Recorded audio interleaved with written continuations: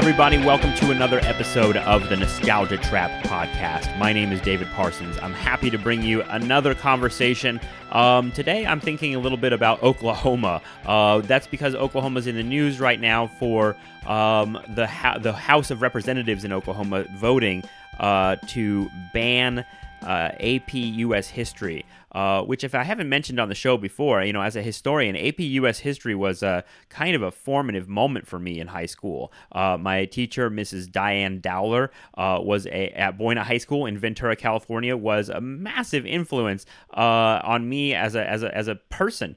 And as certainly someone who was into American history and wanting to devote a life to thinking about American history. So obviously, the AP U.S. history ban is depressing. It's because of idiot conservatives who think that the AP U.S. history is somehow intrinsically anti-American, when really they're just people who don't understand anything and want to get in the way of critical thinking. And I think it goes even deeper than that. I mean, if you think about like the stuff that Corey Robin says about what conservatives are really up to, what their fears are really about, it's about kind of restricting access to education, to all social programs, to all the elements of democracy, to an expanding set of people in the United States. And in Oklahoma, you have a working class population that is being attacked more or less by conservative politicians who want to stop them from thinking about things, particularly in this case, negative things about the United States. And it made me think. I'm rereading H. Bruce Franklin's Vietnam and Other American Fantasies, which is an awesome book that considers kind of lots of angles on the Vietnam story. But he has a quote in here from Roger Freeman, who some of you may know is a conservative economist who was a major advisor to Nixon and Reagan, who's on record saying, "We are in danger of producing an educated proletariat. That's dynamite." The fears of the ruling class are clear when it comes to education. They don't want the working class to be educated, and that should be obvious. And when I hear this kind of this attack on AP U.S. history in Oklahoma, it certainly makes me think that that's part of that phenomenon, and one that has to be confronted, I would say, on multiple fronts. So maybe that includes this podcast. My conversation today is with a good friend named Justin Rogers Cooper. Some of you may know him from my previous podcast called Topical Fever, where he was a frequent guest. But I wanted to bring him on Nostalgia Trap and hear a little bit about his biography, a little bit about where he comes from, and kind of fit him into the ideas that we're working with on this show, which is kind of like, interested in how people develop their political attitudes and their intellectual ideas, and just kind of who they are and how that impacts how they think. So this conversation with Justin, touches on him trying to lose his Southern accent when he moved to Ohio when he was a kid. We talk about cultural erasure out of that. And then we just had, a conversation that touched on all the big things that we always like to hit, which are, I think Justin and I are attracted to each other's minds, in part because we have the kind of minds that get stuck on the big things like slavery, and the Holocaust and World War II, and racism and all the big kind of, major ideological and historical landmarks of the American experience. So it's a real American studies conversation. So I hope you enjoy it. I hope you enjoy listening to me and Justin rattle off. I think of us as kind of we've known each other for so long, and we've talked about politics for so many years. I kind of think of us as like Marx and Engels without all that genius baggage. So I hope you enjoy whatever that means in this conversation, and you enjoy other conversations on the Nostalgia Trap. You can find them, as usual, on iTunes. You can go to the Facebook page and like the Nostalgia Trap for updates on new episodes and other stuff like that. The show is also on Stitcher.com, and the main blog is at nostalgiatrap.libsyn.com. So go out there and find all the other episodes, and I hope you enjoy this conversation with me and my good friend, Justin Rogers Cooper.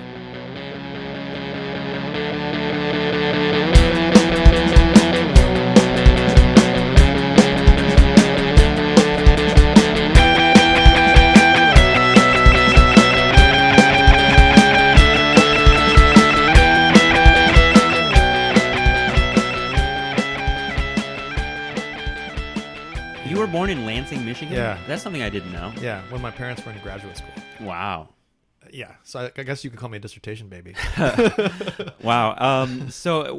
Lansing, Michigan, when I think of Lansing, Michigan, it's funny because I think of that whole kind of like, I don't know, Northeast industrial block, right? Like I think of, Ford. Does Ford Motor Company have a place in Lansing, Michigan? I'm sure they did then. Yeah, not anymore. Yeah. Actually, my mom's side of the family comes from that sort of white ethnic immigrant working class urban industrial. What's the ethnic background on that side of the family? On the Rogers side, which is my mom's side, it's kind of like northern Western Europe. So German, Irish, English, Welsh, etc. My grandfather was a third shift security guard at a General Motors factory for most of his life. Oh, so there is that working class. Yeah. Car history there. Yeah, my mom was the first person in her family to go to college and overcame a lot of skepticism and pessimism on the family side about her ability to go to college, even though her parents really did support her and everything else. So, she was from Wisconsin, found herself in Michigan, and I don't even remember how my dad ended up in Michigan himself. But you're a child of the Midwest, it seems like. Yeah, in a child some of the respects. Midwest. Although I think one of the most formative experiences I had was after Lansing, we briefly lived in Atlanta, but again I was too young to remember. And then we settled in Raleigh, which is where my sister was born, and I lived there until I was 13. And so all my childhood memories are of Raleigh. All my childhood memories are Southern. My accent was Southern, and so one of the things I like to tell my students is when we moved to Ohio in '93. When I arrived in Hastings Middle School, on the first day, Mr. Wiley, the social studies teacher, introduced me as the new kid. And, I was not a very cool guy. I can't imagine. Still true. Yeah. And he introduced me and then wanted me to get up and say something. Yeah. And I've told this story so many times that I don't know if it's quite apocryphal, but I think it's 99% true.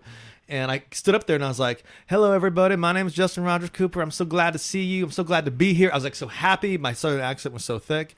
And everyone burst out laughing. Oh. And, I remember it now as people covering their mouth and pointing at me being like, "Oh, what an idiot. What an idiot."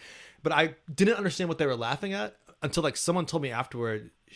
She was like, "You really have to change the way you talk." Wow. And I was like, "What are you talking about? What's That's going on here?" amazing. Yeah. No, And so I practiced in front of the mirror and I listened. I didn't talk for weeks. I listened to what the other kids sounded like. And then I just slowly eradicated the Southern accent out of my speech and just started talking like people from Ohio, which it's amazing. And I mean, I don't even think of Ohio having an accent, really, right? some people in Ohio have that Midwestern, Fargo kind of accent. Some of them, but Right. not really. Not really. That Scandinavian thing. Yeah, not really though. It's amazing how much there's a prejudice against certain kinds of accents, right? And Southern accents and what we consider working class, like Boston.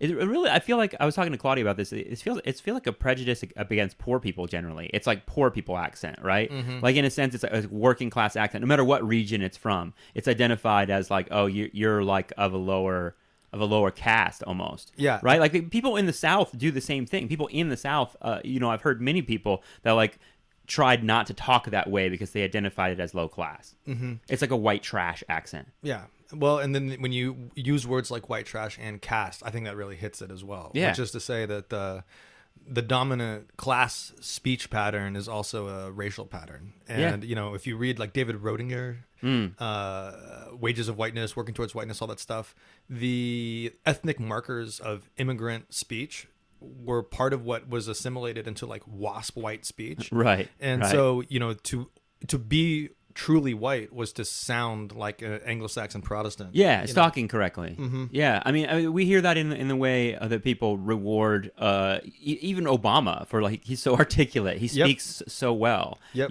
And that Bill Cosby talks about using ghetto language, hip hop language, and how that language has he attaches a moral element to the language itself. In other words, like if you talk that way, you are not a good person, which is interesting considering Bill Cosby. But that's another conversation. The way I feel sorry for Justin, little Justin, being having your accent squeezed out of you in a negative way like that. But we do that. I've talked about it on the show before. I think we do that, Baruch, with accent reduction classes. And at CUNY, it's a big part of what CUNY does is a kind of socializing around language. Yep. I mean, it was a major project of 19th century literature, the dialect character, poems written in dialect, novels with characters that only spoke in dialect, reproducing that dialect as text as part of the manifestation of like the post-war unionization of the country. That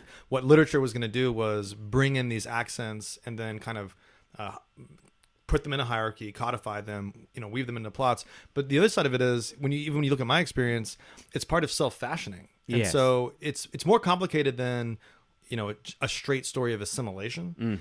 But it is touching on those sort of archetypal American narratives of I'm going to make myself into the success. Yes. And I'm going to turn myself into someone that can sort of fit into this project and participate in it, both as this kind of conforming thing, but also as someone who can then have a seat at the table. Yeah. And I mean, it's a push and pull between like being successful in the culture and cultural erasure at the same time. Yeah. I admire the people that can do the code switching. Yeah. Whereas for me, like I never switched back. Yeah. And some part of me was lost in that. Yeah. And that's interesting. And I think that set a dominant pattern in my personality that I've been rubbing up against ever since then. Yeah. Which is that, that move at 13 sort of, it wiped out the past in a certain kind of way. And in order to make that transition, I had to forget. I had to teach myself to forget a lot of what I experienced and a lot of who I was. And the ultimate success of forgetting began a fall of dominoes in my brain that continued with every successive move that I've made. And on the one hand, I think it's allowed me to evolve. And on the other hand, even to this day, even for a podcast like this, I sometimes wonder, like, is my memory, deficient? Right. As a result of this practice. Yeah. What happened to my life? And it's funny to think about language as the entryway and thinking about all that other stuff, because I think of the term grammar Nazi is kind of interesting, right? Because it's like a grammar Nazi is someone who corrects everyone's speech, and like no one likes that. I think that's actually a positive turn against the grammar Nazi, I think, because it's like this weird Victorian notion of correctness. Yes. That like, I think you and I know, that communication is a lot more than just that correct, knowing the correct verbiage and grammar. It's a lot more than that. And so the attaching the word Nazi is kind of interesting to me, because it is like it's part of a project of ethnic cleansing in a sense, to like take out the accent and take out these kind of cultural signifiers. And in a less harsh way, maybe just identity washing. Yeah, I mean that's Godwin's law, right? And to bring up the Nazi thing is the ultimate rhetorical hammer. I've told my student, I had a student last week that asked if she could use the Holocaust as like the central metaphor for her paper about some other thing, and I told her that I thought the Holocaust was kind of a rhetorical hammer, in the sense that when you bring it up, it like kind of it's such a powerful part of the ideology of the 20th century that when you bring it up, it kind of obliterates a lot of other rational arguments. So and that doesn't mean you shouldn't bring it up. Right. I bring it up all the time. I'll call anybody a Nazi. I think everybody does. Yeah, right. That's what's interesting about it too, is that how like ubiquitous it is. But either way, I felt like you have to be careful when you bring it up. I don't know what careful means, but self-conscious. Yeah. Because there's a case to be made for the centrality of fascism in post-World War II governance and economy. Just as like there's, in American studies, there's a case to be made for the centrality of slavery. It's the thing you have to return to over and over and over and over again. And it can also function as that kind of hammer. Right. But I think if you do it self-consciously and you sort of argue against yourself at key moments, I think it can become effective. Yeah, but it's also, like terms like Nazi, fascist, populist. These are terms that say more about the person saying them than they do about the subject being spoken to. It's funny that it's a Nazi, fascist, and populist. Why do you put populist in that group? Because there's left-wing and right-wing populism. Yeah. I think there's actually left and right-wing fascism. Yeah. And so I think that it's often, those are often terms wielded through liberal discourse to mark out extremes and therefore to sort of neuter positions that are beyond accepted boundaries. Yeah. And also just in the sledgehammer way. And so in other words, the terms are used to just sort of stamp out thinking. Yeah. We often talked about this in other conversations, that a lot of conversational pieces are just meant to put periods on the ends of debates. Yeah. And so by simply naming something that extreme, you can't really talk about it anymore, because then to continue on that conversation, you're marked out. Yeah. Yeah. Once it comes up, that's it. It's like some sort of rhetorical endpoint. All right. So growing up, how much was there's a question I like to ask everyone, I think, is growing up, how much was like politics, news, current events a part of like your family life? Right? Was it something that you talked about at the dinner table? How political was your experience I don't as a remember child? dinner table conversations until high school, when I would force the issue. But my dad was a political scientist. And both my parents had terminal degrees, so politics was sort of in the air, but my dad was much more likely to raise political issues and conversations. So when I was a kid, I remember a couple key memories. One, I remember looking on TV, and my dad I could tell he was angry, and he was watching the nightly news, and he was sitting there on the couch, and it was Ronald Reagan talking, and I had no idea who Ronald Reagan was. Right. And I was like, Daddy, who's that man? And he was like, that's the president of the United States. And I was like, watch it for a little while longer, and my dad's breathing was very agitated, and I was like, why are you so upset? And he's like, because that is an evil man. Or something along those lines. Maybe I might not be getting that right. I'm sorry. I'm sorry, Dad, if you're listening. But it was shocking to me, because I remember then looking back at the TV. You could tell he had negative feelings about Ronald Reagan. Feelings. Yeah. And I remember looking back at Reagan and thinking like, wait a minute. I've heard that there's these presidents, and they're supposed to be revered figures. Right. But my dad just told me this is not a good man. And then that produced this paradox in my head that I had to think about for the rest of that little evening. And I remember sitting there wondering, what does it mean that the leader of the country isn't a good person? And I remember that was when I knew the world wasn't as good as my house. That the experiences that I had had growing up were protecting me from something that was outside, that I had no idea it was coming through the television, but that outside thing terrified me. I also remember being a kid, being sick, and my dad stayed home from school to take care of me. And, I had a fever, and I wasn't feeling well, but I couldn't fall asleep, and he was telling me political stories, and he told me, he acted out like a play of the Cold War. And I remember when he got to the scene where Kennedy was assassinated, he had done this whole thing about American Cold War, and then he gets to the part where Kennedy is killed. And then I remembered, this with the Reagan thing in later years, where it's kind of like, wait a minute, the president was shot. The president was killed. The same position that was associated with this immoral person was also a position that could be inhabited by someone who was just forcibly removed from office through terrible, horrific violence. Yeah. And it terrified me. Yeah. And so those are major moments of my childhood that I think stand in for a whole sequence of informal education my dad was giving me about the nature of politics, the nature of American history, etc. Yeah, it's weird. It's weird to be disillusioned by outside events like that. But I feel like the JFK assassination was probably, when I found out about that, it probably made me think a lot. And I remember watching the Oliver Stone movie when I was 13. And just going down that rabbit hole at that age, which is a weird age to start thinking about presidents being assassinated. I remember almost taking it for granted that the world is a kind of dark place, but outside the home, because I think you and I come both from kind of comfortable suburban homes in a sense, with stocked fridges and stuff like that.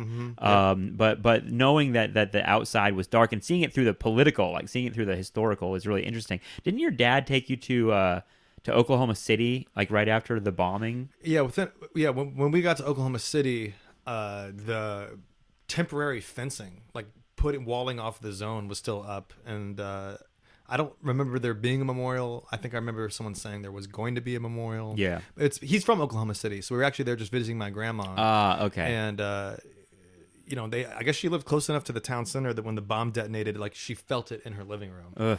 And so we were just there visiting grandma, and then he took us downtown. And Oklahoma City was another one of those things that I just did not understand. No, I remember me neither. that iconic Time magazine image of the firefighter With holding the child, like a dead child. Am I remembering that correct? Yeah. Oh, yeah. I remember looking at that in grade school and wondering, like, I don't understand this. Yeah. I barely understood the ozone layer. I remember looking at Time magazine saying there's a hole in the ozone, and the O in the ozone is burning away the page. And I remember thinking, like, what does this mean? And I was in 5th grade actually when I discovered that. And all I could take from it was fear, which was like the very atmosphere of the planet that I live on is disintegrating. And I connect that now to like emotions that I have about climate change. And it's really interesting because when you mention that, I think about that. For you and I, we've had a lot of conversations about apocalypse and the kind of like, I don't know, really high dramatic tone of world events. Yeah. But like in the 90s, you're talking about Oklahoma City and the ozone layer.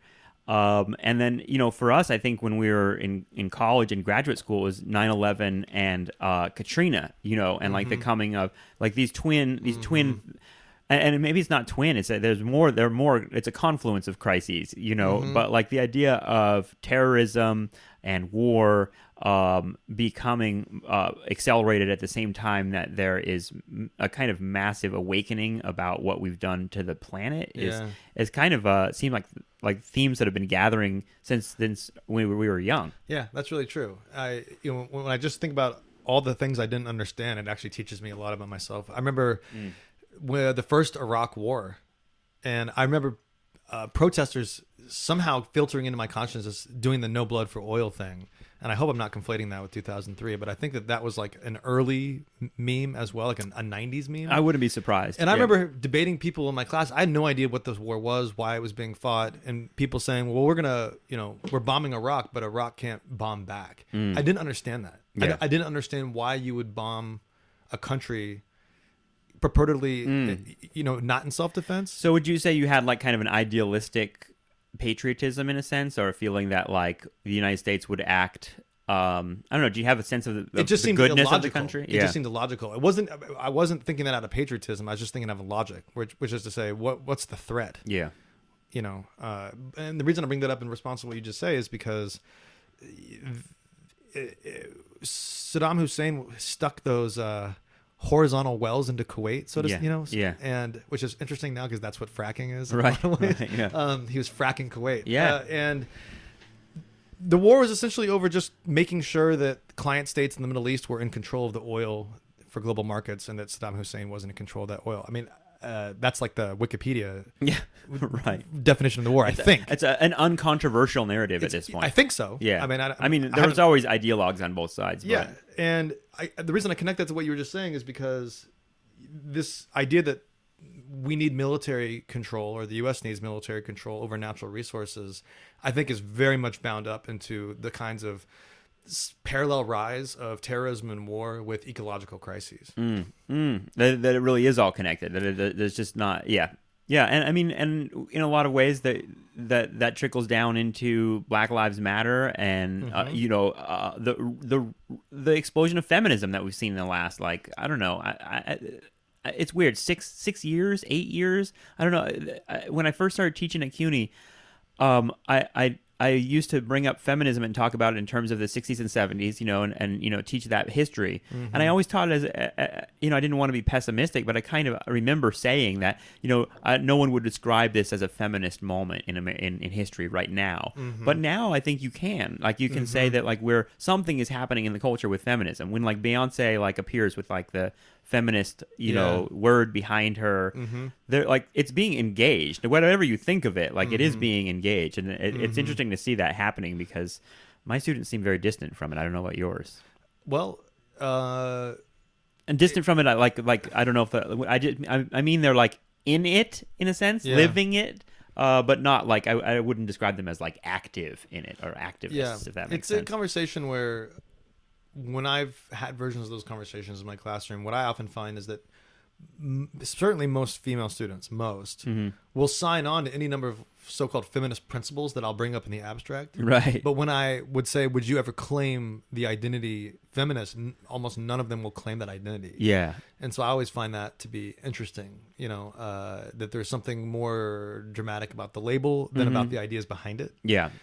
I also think that Same thing about welfare, right? Like if you describe welfare programs to people without Social Security, without everything. using the word welfare, most people will get on board with it. But then you say, like, do you support welfare? Like, oh no way, absolutely not. I'm totally against it. Which Absolutely. is like kind of interesting. It's like, Yeah. do you understand what that means? yeah. Yeah. Yeah, well, that's complicated in all kinds of ways. I think, though, that one thing that you're referring to that I connect into my thinking now is if there's been a shift in like the 10 years we've been teaching at CUNY, which is about what it's been. Yeah. It's the rise of social media. And I don't know if I would have said that a few years ago, but after, conversations with you and others, I kind of do tend to believe that now, that something happens in like 2003, 2004, 2005, 2006 with YouTube, Twitter, Wikipedia, Facebook, Web 2.0. Wikipedia. The Web 2.0 really changes the way that ideas move. And our students now are young enough that they're 18 now. I teach a lot of freshmen, and like they're 18 now, and so Web 2.0 has been pretty much a product of their consciousness the entire time. Mm-hmm. Which I think that's why we're seeing a change. I mean, what are those changes though? There's this Arcade Fire song where he talks about like the kids are all standing with their arms folded tight, right? You know what I'm talking about? And it's just signifying this kind of hipster thing that you and I see a lot here in Brooklyn. If you go to shows or something, even like comedy shows, music shows, people are kind of very insulated and not like dancing like they're at Woodstock. You know what I mean? In other words, people are kind of shy. I feel like, and this is just a hypothesis, that something I've noticed about social media is it almost kind of, as much as it would promise to kind of unleash everybody's individuality, it kind of, I don't know, produces a homogeneity of culture and almost like a timidness around culture. Nobody wants to be the subject of like an embarrassing viral video. You want to like behave correctly. It almost like social media makes you behave correctly. Well, we live in a surveillance society. And the thing is, we live in a surveillance society that functions differently, but is not unlike East Germany, which is to say that, yes, we have major governmental institutions that are apparently, according to all the Snowden releases, doing all kinds of stuff with our electronic data. Yeah. But in real life, this idea that someone else is always watching you, which was extremely common to, like Eastern European communism. Yeah. It's happening here too, but the people behind it, it's much more decentralized. And so the people behind it are everyone standing around you all the time. Yeah. Yeah. You can always be on the verge of being mediated.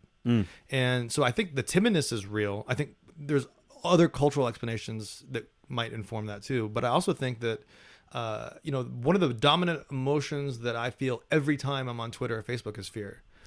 I mean, what are you fearing when you're on those?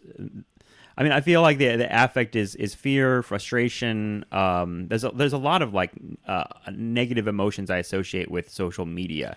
And this is not to just be a Luddite and hate all social media. I think it has it's not what I'm saying there.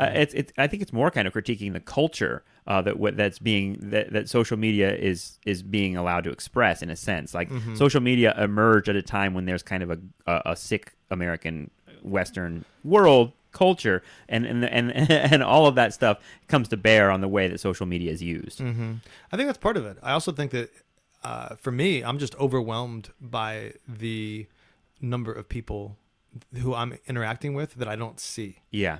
And I'm terrified that things that I will say or post online will be taken out of context and used against me. I mean, I grew up essentially getting bullied off and on all through school. Yeah. Why would that not be the case for me as an adult? Yeah. And the kids that are bullied on social media, which I read about, and that really terrifies me too, because I was so depressed at certain times during adolescence that who's to say that I wouldn't have been driven into harming myself by online bullying, and like online bullying sounds like a euphemism. Like the way that is termed is, I think, in all disproportion to the experience of the person who's being bullied. Like it's emotional terrorism. Yeah. And you have to find stronger language for it, or else I don't think it'll be taken as seriously as it needs to be, and I'm not even sure how widespread of a problem it really is.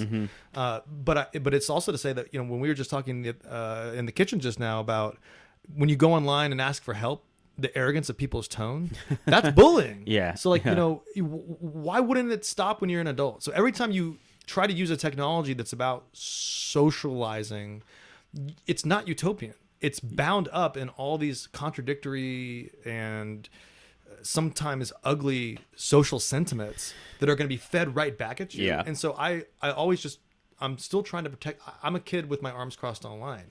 Because Right, yeah. I, you know, there's so much at stake. Your job's at stake. Your life's at stake. My Yeah. downstairs neighbor is being stalked by someone who, you know, found her online, etc.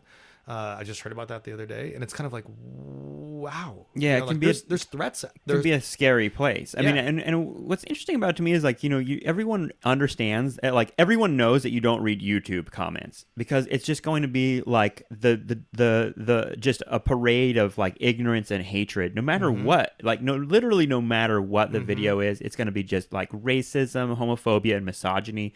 And just gross, nasty, like the bile of the human race expressed in these YouTube comments.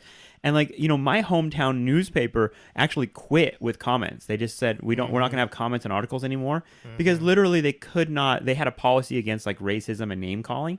And they couldn't, I mean, they were deleting every single comment because it was nothing but racism and name calling. Right. And it almost like, it makes me think about like the founding fathers and like republicanism, small r republicanism, and the idea of like protecting, you know, Yeah. like from the masses. Your work, we can get back to like your biography a little bit because like they're talking about like the masses, you know, and like is the YouTube comments almost like, I don't know how much they reflect the masses, but I feel like it reflects a common sentiment about the masses, which is that like they're filthy, you know, people with attitudes that cannot trickle into the mainstream. I think that's kind of one end of populism in a sense, right? Definitely. But the other thing that those comments make me think is one thing that we know from American history, at least I think that I know, is people's violence towards each other is bound up in desire. And so the kind of person that goes out of their way to watch videos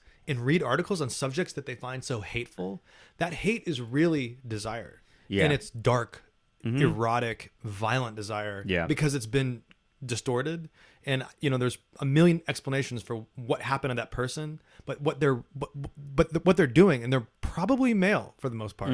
Probably. When we think about the kinds of homophobia and misogyny and racism. Or at least that you're talking expressing about. an archetypal male consciousness. Yes. Yeah. So whatever you want to say there. So you got to think of that person who's sitting there spending this huge investment of time watching, you know, Stuff that fantasizing repulses about, them, yeah. thinking about it. And that repulsion, that disgust is that's the border of eros. And so what it also tells you, and this is what I understood about bullying from people who I kept trying to get them to explain it to me, is that the guy who's like beating you and calling you, you know, the homophobic name also kind of wants to kiss you. Yes. And it took me years to figure that out. And I wish I had figured it out at the very beginning, because then I would have thought about it differently. Like, this person who's hitting me wants to hug me. Yeah. And Oh, yeah. And like, I think that I don't want to And say then that. and that eroticism is impossible in the culture, at least in that person's mindset. Yep. And so where does that come from? You Yeah. know, like, that's like Hawthorne, City on the Hill Puritanism. Yeah. That's Christian fundamentalism, even from the person who doesn't go to church. I mean, that's not the total explanation for it, but we live in a Christian culture, even when only a fourth of the people identify themselves as born-again Christians. People behave like fundamentalist Christians. They behave as if they're going to church, as if they're going to need to confess this in many different types of scenarios. But I think it's especially true for the people that are going online and doing those things. In other words, we talk about this country and we look at things like Islamophobia, and we want to think really hard about extreme religion through the lens of Islam. It doesn't make any sense. So many things don't make any sense without thinking through the issues of even social media through the prism of religious fundamentalism on the Christian side. Yeah. Yeah, well, I mean, but Obama brought that up the other day, right? And like Republicans are going nuts right now. Did you see that? They're like Crusades thing. that he said like, well, Christians did a lot of like, cutting off heads and burning people and all that ugly stuff, and like, and the Republicans just it was almost like he's trolling the Republicans. Speaking of like social media language, but like it seemed like he's really interested in like kind of fucking with Republicans' minds that way. But I mean, what do you think of that point? I mean, he's kind of right. Like I felt like it's not something you can really disagree. Another uncontroversial thing. Yeah, it's a Tea Party Republican troll. Yeah, because I mean, when I think of Wall Street Republicans, they're rolling their eyes. They don't give a shit about that. Or yeah, they went to Yale. Yeah, and they took history classes at a 300 level, and they understand it all to a T. Yeah, it's of course what Obama's saying is essentially true. Anyone who reads a book about the Dark Ages of Europe kind of gets what the Inquisition was and gets what the Crusades were. Anybody. And so, I find it very hard to believe that like educated, and I don't mean necessarily formal, but people that have read history who call themselves Republicans have a problem with Obama's comments. Yeah. It's really for the people who treat history as myth and treat religion as myth. And that's what's interesting about the people that are so Islamophobic. It's often people that are very much embrace that other side. It's like that jihad girl that you've seen that picture. That's like a Texas girl she's holding like a Bible and an AK-47, and it's like she doesn't seem to grasp the irony of like that iconography. You look like a jihadist. You look like what you hate. You like. Yes. I mean, and that goes back to that kind of homophobic point. Like the other day, I had a construction like dude, speaking of like working class stereotypes, but like he like leaned out of a truck drunk on Park Avenue and was like making fun of me. It was kind of like my version of like being catcalled, I guess, because but what he was saying was interesting. He was obviously really wasted, and he was like, "Hey honey, like nice ponytail. I love that ponytail. Love that haircut. And then he said, love that coat. Love that coat." And it was like I was a woman, like he was like dressing me down or something. But it was interesting to me because it seemed like I could turn to this guy and be like, "Do you want to date?" Because you like obviously love me, But there was a tinge of, I mean, he was definitely trying to antagonize me, And that energy when it comes out of very drunk men seems very obvious to me to be tangled up in desire. Yep, absolutely, 100%. And like most of the people I trust, like James Baldwin. That I read would, I think, be the first ones to say that. Yeah, And it gets really, it explains a lot. Yeah. It explains a lot about race. It explains a lot about sexuality. It explains a lot about gender. It explains a lot about slavery. I think that's why James Baldwin, I mean, he's a smart enough guy to kind of hold all of that together, I think. Absolute genius. So speaking of your work and James Baldwin and other kind of literary people, you did you see yourself as when you were an undergrad? Because when you were undergrad, you went to Skidmore. Which we've been to a few times. A beautiful place. I would love to end up at Skidmore, a place like that. What was it like as an undergrad there? Did you and specifically, did you envision yourself like going to grad school and becoming a professor at that point, or what were you thinking? When I talked to my dad as a kid, and I was like, "Why did you become a college professor?" kind of a thing, and he's like, gave me all the reasons why he became a college professor, which is he loves to read, he loves to write, he loves teaching, he gets summers off, and he likes spending time with his family. And I was like, that's the job for me. Yeah. And so I went to Skidmore wanting to go to graduate school. I spent all my time there thinking about how I would use my Skidmore time as a trampoline to a graduate program. And so I've just kind of had that in my head since I was like 16 or 17. Yeah. And that's been like my motivation from the beginning. Did you have like because I know that you and I have talked about this a lot, that you have a kind of like I don't know, there's a social justice almost political mission to what you do, that the career is not just about having summers off and all the perks in that, but it seems like you've at least evolved into a person that kind of like sees what you do as important. Is that like a product of being at LaGuardia, or is that something that came earlier? That came earlier. I mean, And I just say LaGuardia because LaGuardia is a place that, for those listeners that don't know LaGuardia, it's come up on the show a lot. But LaGuardia is a place that kind of has a social mission written into the kind of code of the school and the formation of the school. Yeah.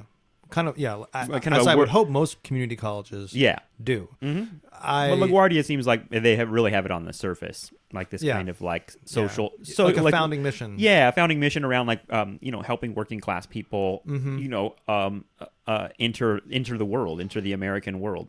Yes. Yeah, and in particular immigrants. I think LaGuardia has changed me in all kinds of good ways, and it's taught me a lot about things that I've been carrying around for a while. And I think the Graduate Center, CUNY as a whole, has done that. I mean, it's been a real.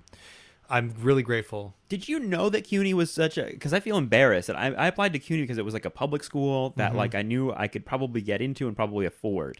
I did not realize, this is my ignorance. Like I didn't realize that CUNY was such like a social justice kind of like when I applied, I lefty, didn't know. almost Marxist school. When I applied, I did not know. Yeah, and it really changed how I thought. I'd never had a consistent group of classes that were coming from that position, and that was one of the most important things that's ever happened to me, because the majority of my social justice ethos, or whatever you want to call it, was emotional. And I had that from the very beginning. What do you mean emotional? Certain things felt moral since I was a kid, felt moral growing up, felt right versus wrong. I was supposed to be confirmed into the Catholic Church when I was 14, but I couldn't get past the history of the Catholic Church, nor its anti-feminism, nor its homophobia at the time that I was supposed to be confirmed. And so I refused confirmation. Was that like, I don't want to get off track here, but did grunge music have anything to do with that? Because like Kurt Cobain and like I feel like the music that we were listening to when we were teenagers was like very kind of aggressively anti-misogynist and anti-macho and like pro-feminist. I think you're right. And anti-rape, several Nirvana songs are like really like aggressively anti-rape if you read them correctly. Yeah, I mean it was very, it was very powerful that Kurt Cobain and Chris Novoselic, made out on Saturday Night Live. And they were both straight. I agree. I think they are. Yeah, and or bisexual. Yeah, and all of that kind of androgyny of that era, Jane's Addiction, and I mean there are a million different bands that kind of like did that thing that I felt was very. I always read it as very freeing. I liked it. I wasn't like, ew, gross. Like, I remember being like, men around me, like my brothers probably would have been like, what up, fags or whatever. Whenever I saw that stuff, I thought like, those guys do whatever the fuck they want. Like, those guys are... the thing is, I had so much affection for liberated, them. And so, I remember watching concerts where Kurt Cobain was in a dress. Yep. And I remember, and this is just pure imitation, but when me and my buddies would we had, a home video camera or something. I remember forcing everybody to put dresses on while we would dance around to Nirvana songs. Yeah. And I remember one of my buddies, his dad found the tape and destroyed it. Yeah. And told him, you should never, that doesn't surprise me. Don't ever do this again. This is a horrible thing. And I remember thinking like, what is he talking about? But put it back in the context of the confirmation. Yes. You're right. But it still was emotional for the most part, because it's not like, after that SNL episode, they both turned to the camera and started giving political speeches. They kind of, smashed their guitars and walked off stage. Yeah. And so I lacked a lot of discourse in order to articulate like a moral economy. But you had an emotional sense of right and wrong. Yeah. And in some ways extremely romantic and utopian to almost a negative degree. Isn't that kind of like the... I've heard it from a lot of people, and I recognize it in myself. Kind of like it's almost like the first stage of like moving to the left, or becoming whatever, moving towards that direction, or becoming political, whatever, being engaged is like this weird like sympathy for other like really like almost emo kid type thing. Like and I had that with regard to race, like because I came from a place where there weren't a lot of black people. The only images I got of black people were often like movies about racism that were shown to me in high school that made me feel sorry for black people, like stories of slavery. I mean, we read Uncle Tom's Cabin in high school, and Uncle Tom's Cabin is kind of the perfect example of that kind of creating that kind of like liberal white sympathy, extreme condescending sympathy for white people. Does that ring true for you at all? Like when you think about like your emotional politics early on, was it kind of like born out of like a sympathy for others and a kind of, 'cause it's kind of a positive impulse in a child, but then it becomes a kind of really condescending thing later. I didn't travel the condescension route, at least explicitly or consciously. I mean, I'm sure I've been guilty of all kinds of horrible things in my personality over the years, if not now. But my dad was a professor at a historically black college, St. Augustine's College. That's right. And so when he would take me to his classes when we didn't have after school or whatever, I would be sitting in a classroom full of, it was 100% black college. Yeah. And there's my dad teaching, black history, civil rights, law, etc. And I didn't really understand what was going on. But the elementary school I went to was also a magnet school. And so it was just a mix of people. So there was a lot of kids of color at that school. I had friends that were black, Asian, Hispanic, etc. But I didn't even mark them out racially. I remember in fifth grade someone explaining to me what race was, and I was like, and of course I'd probably picked up on things unconsciously, but I had a young African American friend named JR, and someone was like, JR is black, and I was like, I don't understand, and I had, and people did that to me all through fifth grade. So, all the group of girls thought I was gay because of the way that I walked. Because apparently I used to walk by swishing my hips. Yeah.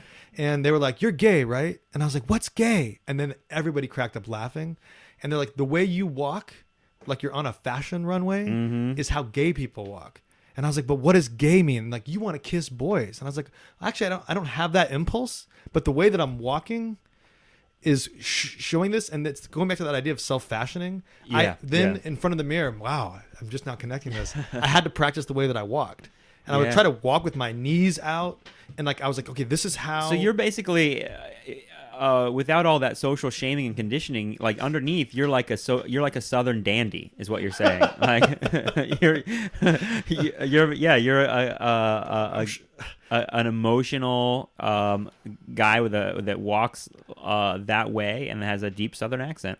That's amazing. There's down deep. There's some Southern dandy. But isn't that it's weird that the social shaming happens so young, like around stuff like sexuality. That's so like, sexuality is something that is so complex and emerges, obviously in adolescence, but it was pre-adolescence, pre-puberty that like there was so much sexual shaming around like who your identity was. That must come from older people, right? I mean, I guess it's like older brothers, and I don't understand it. It's insane because it's like the heaviest shaming you go through around sexuality happens before, in a sense, you're even sexually mature. I think it's everything in that, they say like all of America is the high school cafeteria. Yeah. That's a horrifying idea. And I think another way to think about that is all those boundaries and conflicts, racial, class, gender, sexual, they're all the institution of the school doesn't seal them out. They're all carried in through the minds of kids. Yeah. And so it's actually so sad. Yeah. To think about school as a space where all those conflicts are then reproduced at the most intimate ways between children at the socially molecular level. Yeah. And that we went through that ourselves, and all the kids now are going through that now. And it's it's amplified by social media now. Like that's the thing is that like that what we call social shaming and bullying, a lot of people say, well, that's just part of being a kid and that's just part of being socialized. That's just part of the process of growing up.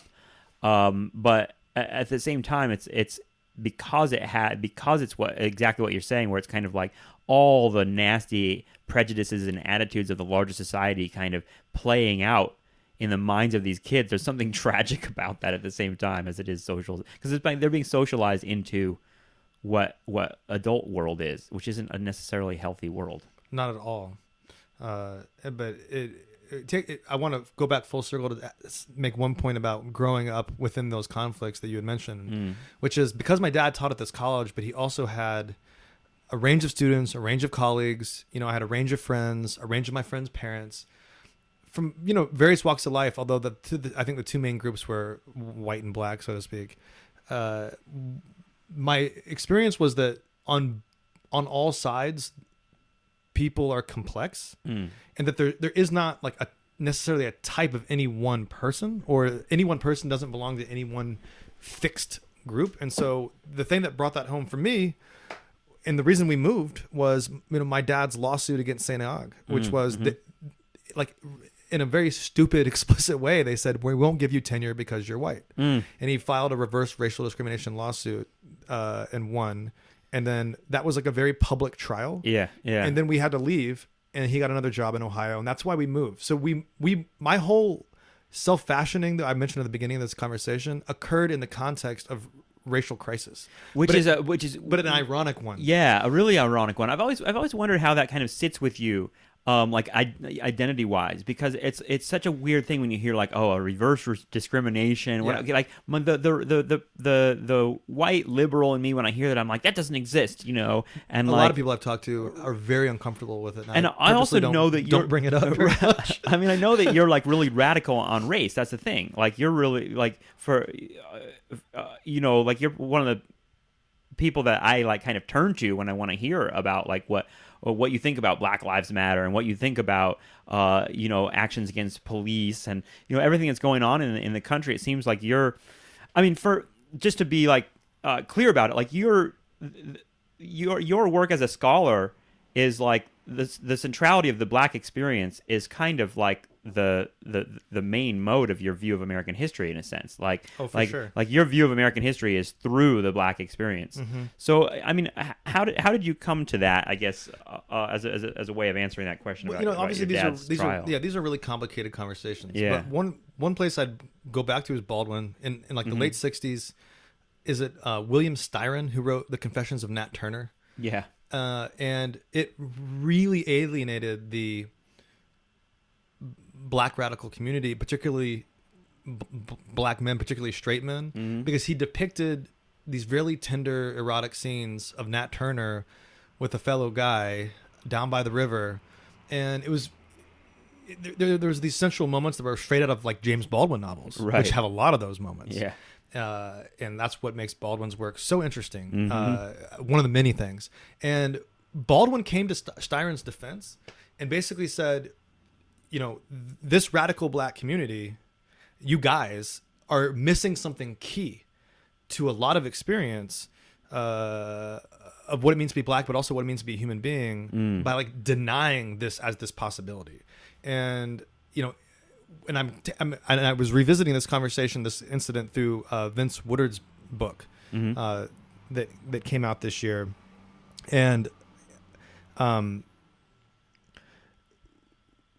I think what it speaks to is a couple things. One, when you look at the historical reasons why those Black men were so freaked out, they're extremely legitimate, because to be racialized as a Black man in the United States for all of American history has been to experience demasculinization. That I'm a man is the sign that was held up in the 60s. Yeah.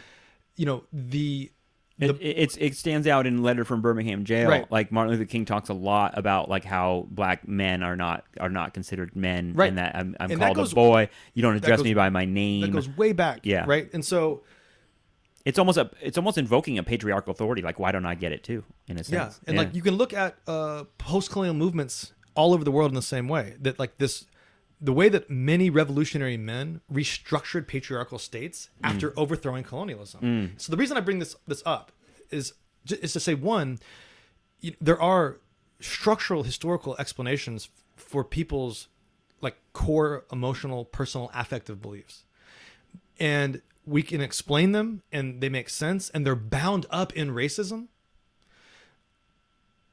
But that doesn't mean also that they don't deserve to be worked on. Yeah, right. And so if you take that moment and then you apply it to like the early 90s, Raleigh, North Carolina, white professor, Black college, you can have,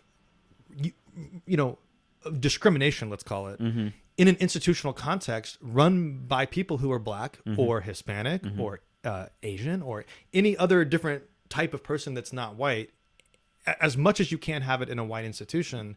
And in an American context, you have to historicize it and say that discrimination comes out of the experience of white U.S. racism, white supremacy. Yes, yeah.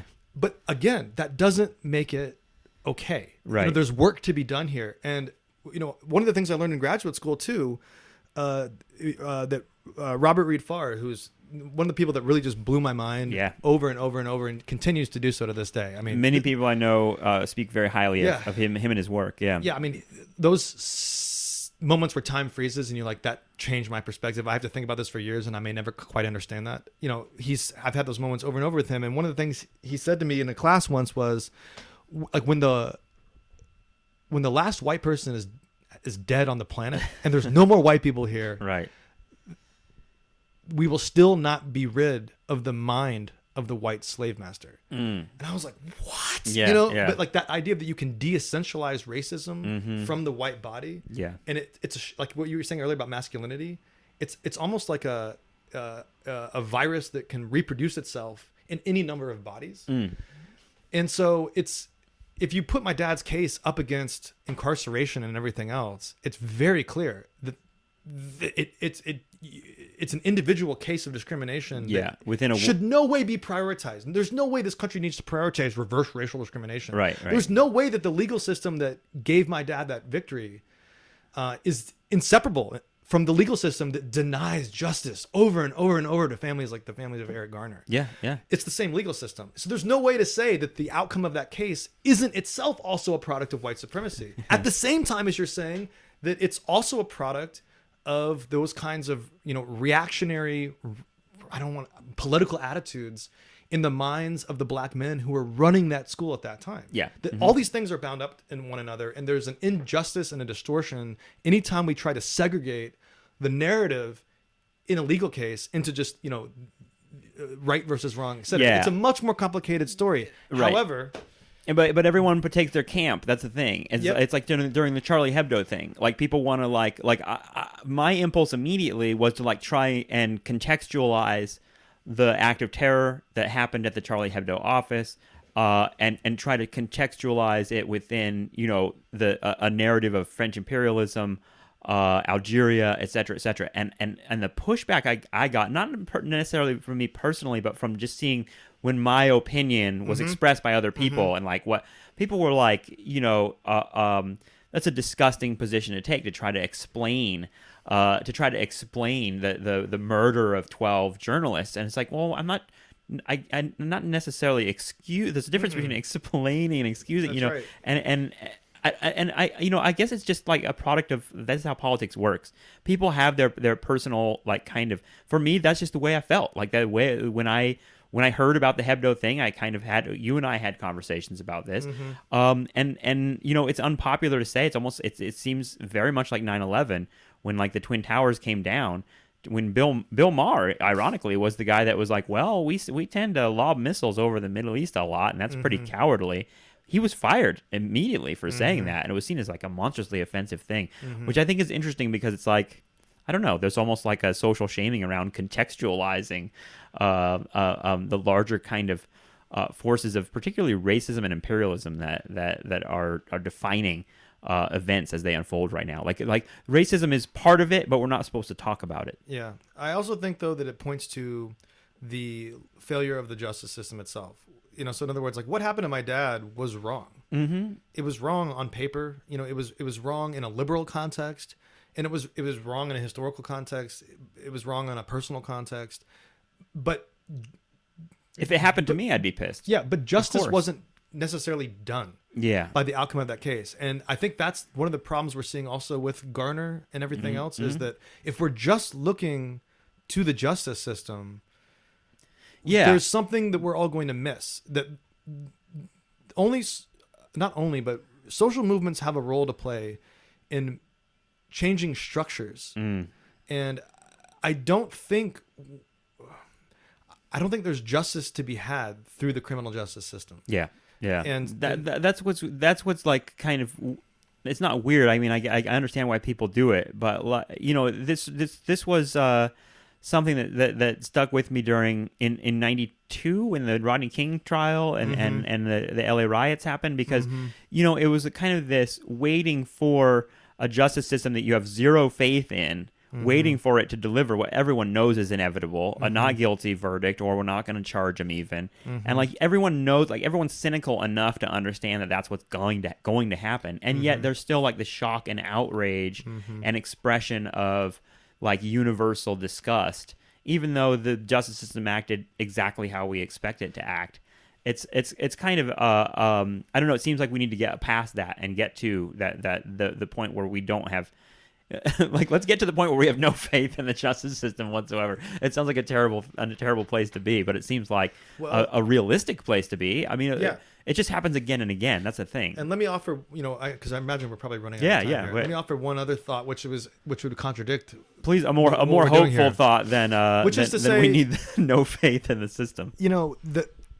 I think having said all of that, I totally get it. I totally get why people look to the courts for justice. I totally get because that's the justice system actually does put black people away all the time. You know what I mean? Like, it does work in some respects, like in the sense that it works the way it's supposed to work. It does tremendous work, but here's the thing. The history of the country is also a battle over the government. Yeah. Who gets to be in charge? Right. And the thing is, if you let go of the criminal justice system as a location for justice, that's maybe more dangerous than anything else, because what the New Deal and what Reconstruction, first one and second one, what the Civil War in many ways, what a lot of these movements tell us is that the thing that makes injustice really angry is when people overtake the levers of these institutions.